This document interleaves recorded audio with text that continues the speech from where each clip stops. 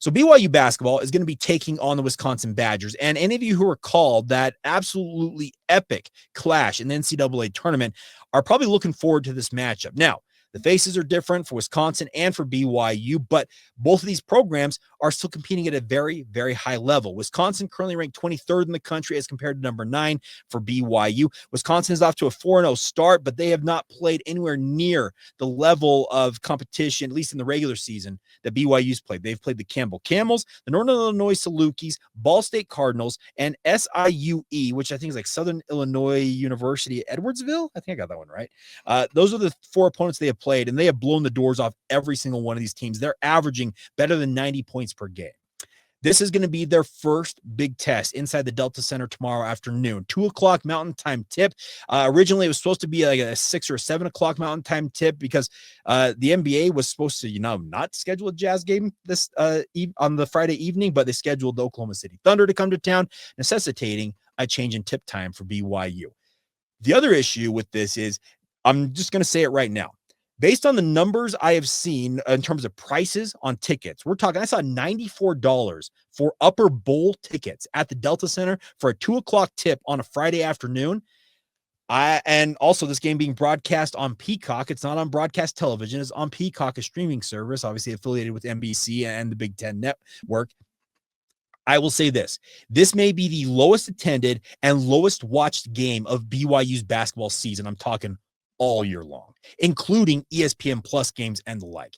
I don't see the combination of ticket prices. Like I said, $94 for upper bowl seats. I think north of $200 for the lower bowl. Yeah, there are going to be some absolute diehard Cougar fans who are going to show. I have no doubt about that. But I'm telling you, I saw the ticket prices for North Carolina. I saw a lot of the complaints you guys had on social media, the questions you guys submitted to me, and I didn't have a good answer for you guys as to why the ticket prices were as high as they are. I still don't have a good answer why they're high here for Wisconsin. Is it due to the Delta Center setting the prices? I'd have a hard time believing that, considering the guy who kind of owns the facility is one of the biggest BYU boosters out there, and Ryan Smith. I wonder if it's just there's a third party or something like that setting the prices and completely missing the mark.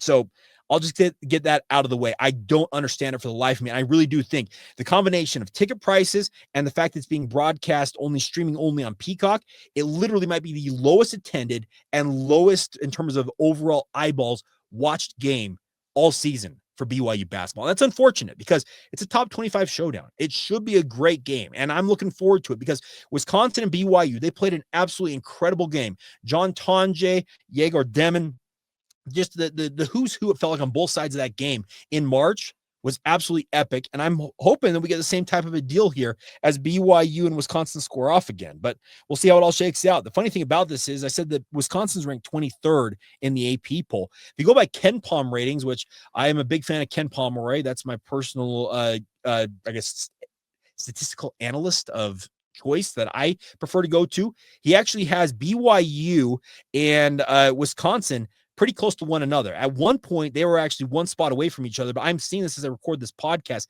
that Wisconsin is currently 15th at KenPom.com, whereas BYU is 17th at KenPom.com, with the Texas Tech Red Raiders at 16. I think that changed since I last saw it, because I think it was 15 or 16 or 16, 17, where they were literally right next to one another in the KenPom.com ratings.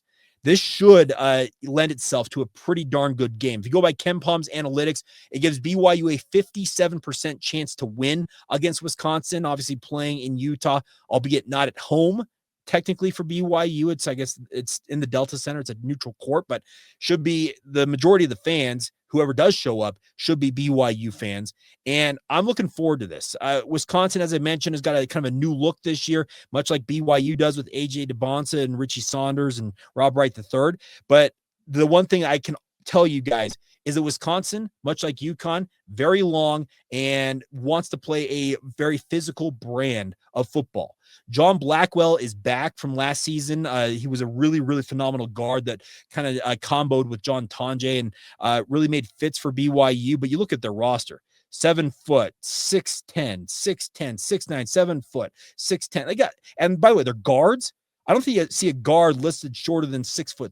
Like Greg Gard, I think is who their head coach still is, if I'm not mistaken, has a really, really long, rangy lineup, and it's going to test BYU. And the problem is BYU is going to be without, it looks like, their front court stalwart and Keba Keita. So Kevin Young was asked about Keita's status, and I thought he gave a fairly positive assessment of where things stand for Keita, but it sure sounds like we're going to probably be without, speaking of BYU, they are probably going to be without Keita in tomorrow night's game based on these comments that he gave to the media yesterday. He's trending in the right direction. Obviously anything that deals with medical, whatever the medical people say, I do. I feel I've gotten good feedback in terms of he is doing better, but at the same time, he's currently still out. So it's more positive than it's not, but the situation that he's in is more of a day-to-day type thing. I am glad to hear it's trending in a positive direction for Keita, but I'd be hard-pressed to think that if he were to be cleared today, does he get enough court time to feel like, okay, I'm ready to go out there and play? That would be hard for me to believe that he's going to be ready to go that quickly for Kevin Young and company. So it feels like it's going to be probably more small ball lineup where BYU plays Khadim Mboup at the 5 spot and probably switches 1 through 5 and tries to counter the size of Wisconsin with their speed and athleticism. It is going to be critical for BYU to be able to hit outside shots in this game, much like it was when they squared off against the Badgers back in March. BYU really has only had two decent. I'd say the second half against UConn was a decent half shooting the football. The only real good half shooting the basketball from 3, the really good half was the one against Delaware in the second half. They need to find a way to shoot the ball consistently for 40 minutes. And if they can do that, that will give them a fighting chance without 2 of their regulars, speaking of Keba Keita and Moo Davis, in the lineup for BYU. It's going to be a little makeshift here. And it wouldn't surprise me that they put Mihailo Boskovic maybe back in the starting lineup to counter the size of Wisconsin, hopefully offer more than he offered against UConn, especially when it comes to rebounding the basketball.